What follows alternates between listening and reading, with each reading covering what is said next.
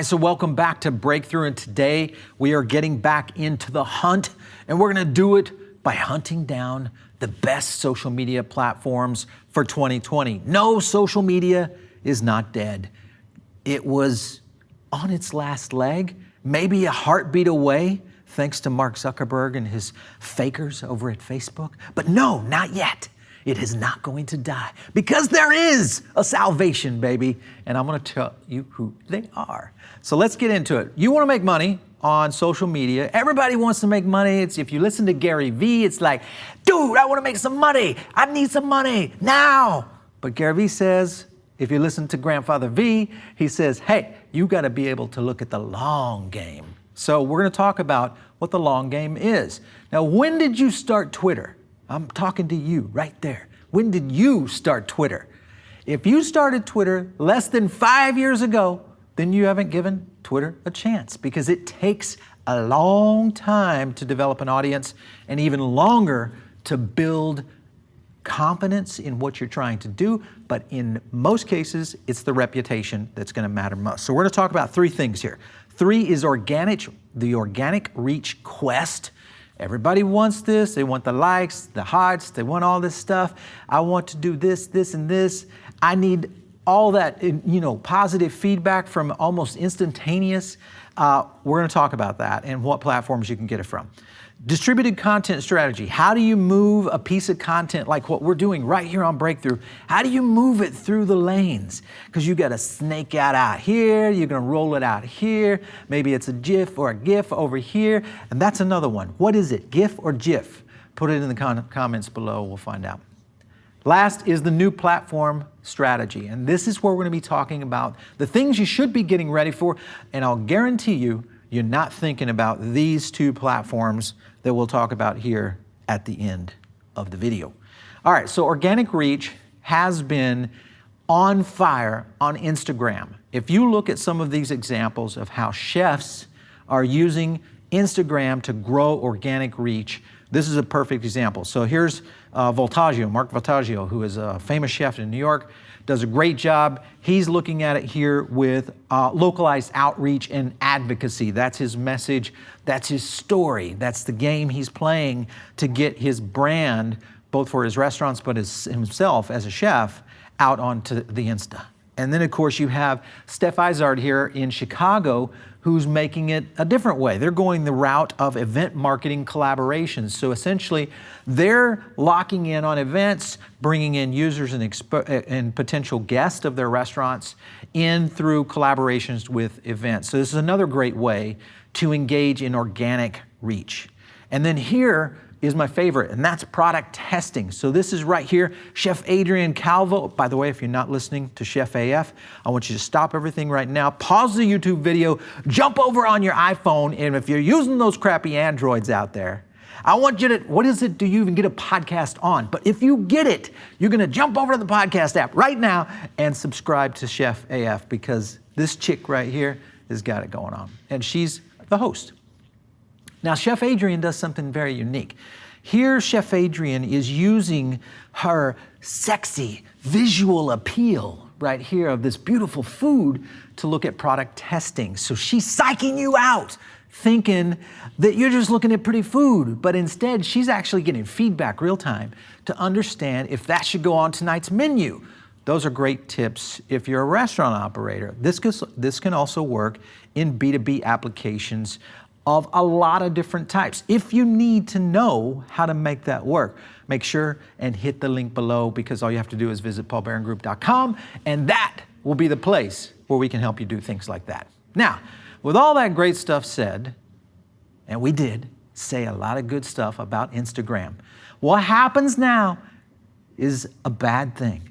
Instagram's organic reach is starting to fall. Why, I tell you? Because of Mark Zuckerberg. That's why. He has got his things in that beautiful app called Instagram, and he is starting to rake out that money, baby. It's coming out now in bags. I need a big bag of gold juice right here. That's how much Instagram is flowing back to Facebook now, which means, look at these data points right here. You got one going this way, and you got one going the other way. This doesn't work. This does not work. The reasons are simple. Marketing at scale. So all you Instagram famous that are out there, what was organic reach for the Instagram influencer will now have to be paid reach. I know you're gonna have to pay for likes. You're gonna have to pay for views. That's just the way it works on social. Once that the platform has reached a point where organic distribution does not outweigh paid distribution. And that's what is happening when you look at Q3 18, Q4 18, Q1 19, Q2 19, and 3 19. Here's the numbers. It is going in the opposite direction where paid is starting to outpace the organic element. So understand your influencer. It's not necessarily the one you think it is. This is really going to change up a lot on the Instagram platform. I don't know that Instagram is over. There are those out there that are saying already and starting to jump ship. But I think Instagram is definitely in a different place. But I'm not getting off Instagram. I will still continue to use it. I believe that the platform is gonna work. I'm still very sketchy on Facebook.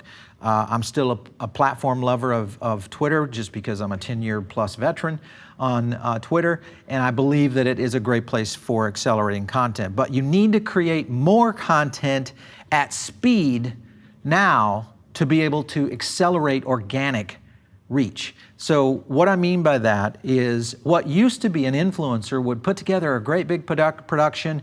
They're building, whether it's a video or as something that they've planned it out, they've shot, they've got 15 different camera angles, they've got audio and sound, and all those things are happening to create one great clip.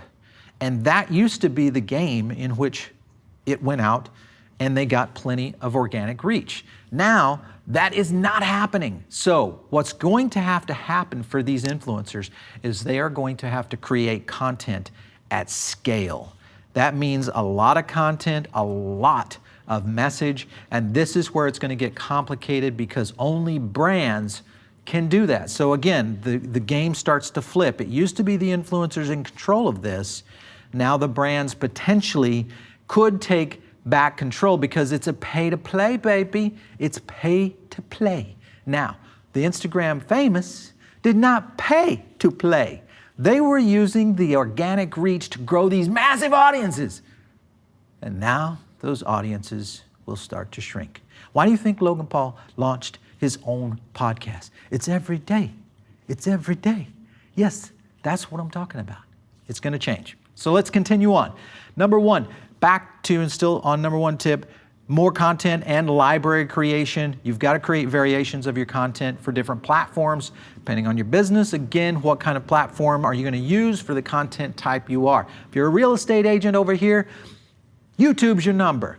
If you are a fashion brand or a local, maybe you're a local store that does something unique, Instagram's your play.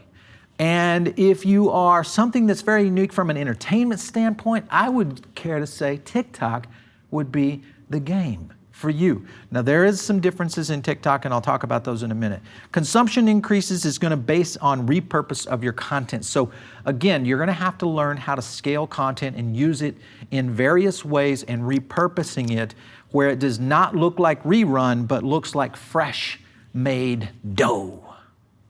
The dough that's money dough out to you. So let's get going. We're going to go to tip number 2, and that is distributed content strategy. Now, I want you to look at these data points right here. These are on a site called Convince and Convert. 70% of Americans have heard of podcasts. 70%. And 51% of Americans 12 or older have listened to a podcast. That's half the country on something that wasn't even alive 3 years ago. I remember when podcasts started in the mid-2000s, and it was crickets on the podcast plan. I was there. In 2007, 8, we started a podcast. We thought we were going to take over the world. It was shit. I'm telling you, it was so bad. Not the audio. The audio was pretty good. But the podcast strategy was terrible, and we failed miserably. Now, why are podcasts all of a sudden coming to fruition. It goes back to the point that I talked about in another video, and that is that data consumption is no longer an issue. So number one, the platforms are now so massive and the player context is even more available. So what's happened is all these apps and phones have essentially enabled this type of content to now become a thing. And of course, when you look at something like what we're doing over here at Foodable, we are blanketing podcasts. Just look at the podcast array, and we still have more shows coming. This isn't just one or two, like some of those lames that are out there in the food service space. You know who I'm talking about right now. I'm looking at you, yeah. You know who I'm talking about. No, that's because you've got to put out this kind of content, this kind of context, that kind of information, because the education process is massive. And if you aren't dialing in to that massive need, because it is accelerating at a pace, you have no idea where you're going to be in 2 years. Podcasts are going to be a big one. Video is going to continue to be a distribution point. We are continuing to work on trying to figure out the best strategy for video, because there's so much change happening right now. YouTube's over here, you got your players over here, you've got your on-demand and OTT over here, and then those are exploding. It's just going to get more convoluted. So betting the right horse in the next few years is going to be more important than ever. And let's talk about betting the right horses. All right, so new strategy platform. This is your number 3. Build on reputation. So let's look at, grandfather Gary V over here. I'm with you there, Gary. It's about the same place. But Gary is not a TikTok star, okay? He's a speaker and a consultant for digital media.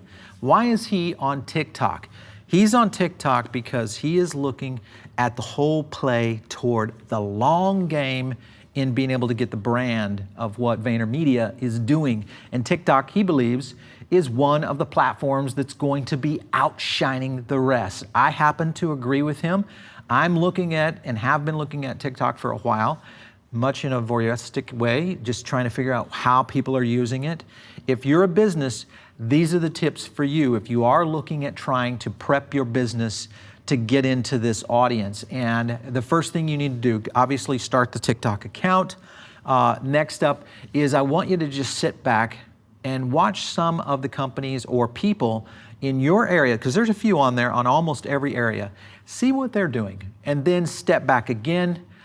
Go ahead and follow a few people, consume content, do it again, follow some more, consume more content. Spend at least 30 days, a couple hours a day. That's right, a couple hours a day in understanding the platform and how it's being utilized, because there's some very important things on TikTok that we'll talk about and why it works, and it's kind of interesting. But what I want you to do is test the new platform and be prepared to spend years, that's right, I said years, on the platform. And the number one thing is you have to be willing to lose it all. So you're a business owner out there right here. You already are in this game. You're willing to lose it all every day. That's the kind of risk that business owners take. If you run a restaurant, if you run a business in a localized, if you're in a bar, an entertainment, a hotel, it doesn't matter. There's a massive risk for you. So platforms, this is one of the last things you have to worry about. But getting onto a platform and be able to move it to the next level, you've got to be ready to lose it every day. Best platforms for B2B, if you're business to business, YouTube is a rising consumption under the age of 40. Remember, we talked about that earlier. Decision makers are coming onto YouTube in droves, and this is where they're getting their content. It's where they're consuming their how-to videos. They're getting reviews on products. All of that's happening over on YouTube. Instagram and Twitter, still very viable, I think, through 2021. All bets are off once we hit 2021. I'm not sure where the platforms are going to lie after next year, because we are going to see a major shakeup. Obviously, with the political scenario that could be playing out here in America, that could reshape our social media landscape, especially if Facebook gets in another turmoil with how the whole political race starts to play out. LinkedIn, this is the other dark horse or the sleeper, and that is its rising usage. Remember, we're talking about that emerging business professional, the under 40 crowd. The emerging business professional is now starting to actually utilize LinkedIn in ways that I think we as business owners weren't really prepared for. You've got to be able to accelerate your content and your distribution on LinkedIn, whether it's through video, podcasts, articles, writing, whatever it is that you do, this is a great platform to move. As you can see, Facebook is way down on the bottom. It's just one of those things. I'm just not sure Facebook is a B2B product. We still play in it. It's not over yet for the big blue, but I just don't know if it's going to be there much longer as a viable product, unless you get into Facebook groups. I do think Facebook groups could be but it's a lot of work. You have to be willing to really dedicate it to it. And it's very niche oriented, which is another factor, which could work for your business if you're very niche oriented. Much like Foodable, we're a niche oriented media company, but as you expand beyond that, it starts to really, because at that point you're really just paying for reach on Facebook. And then let's talk about TikTok. They are the rising star, I believe. Everybody always asks me, what about Snapchat? Snapchat is a great product. I do think they'll be around. It's just not necessarily one of the platforms that we've looked at and said this could be the 2020 winners. So we'll see. So how do you start? Let's go into that, kind of this last tip. Mainly, you have to really understand your story. And that means if you have a story as a business, and I've talked about this a lot, is that every business has one, but you have to understand how that story applies to your customer. And if you don't, then you've got to figure that out quickly. You've got to identify your key audience, your emerging, there's three things here. Your key audience, your emerging audience, where is the next audience for you, and then your missed audience. This is the audience that you didn't even know existed that's actually consuming your content and maybe in places that you didn't know about. So you've got to really start to look at your metrics and your analytics in understanding how your content is doing. And then know the platforms that they're going to change, and you just have to be able to put your library in a place so that you can move it when and if those platforms go kaput. So if you think about what happened on Vine and Instagram, there was 2 plays happening. Instagram won that game. If you look at Vidler, and then you look at what happened with Musical.ly, which eventually became TikTok, there's a lot of navigation that's occurring in social in 2020. I think we'll continue to see some of that shake out. There may be some unique acquisitions. I'm not putting any predictions up yet. That's coming soon, though, on what platforms may be looking at. TikTok's definitely going to be a target, though, I think.